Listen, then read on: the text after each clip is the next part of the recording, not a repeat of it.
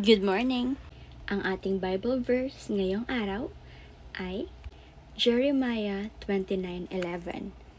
Sapagkat batid kong lubos ang mga plano ko para sa inyo, mga planong hindi ninyo ikakasama, kundi para sa inyong ikabubuti.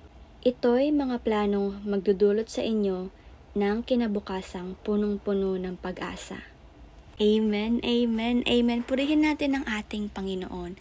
At eto na naman ay reminder para sa atin na ang Panginoon ay may magandang plano para sa atin at para na rin sa buhay natin syempre. At higit sa lahat, hindi ko man talaga alam kung paano siya explain, pero manalig lamang tayo sa Panginoon dahil siya ay may plano sa atin. Kung paanong meron tayong plano para sa sarili natin, mas merong plano ang Panginoon sa atin kasi siya ang ating Papa at siya ang ating Diyos magpakailan pa man. Kaya naman, huwag kayo mag-worry dahil bago pa man natin maisip ay alam na ng Panginoon ang pangangailangan natin at alam niya na kung ano yung para sa ating ikabubuti. Bye muna!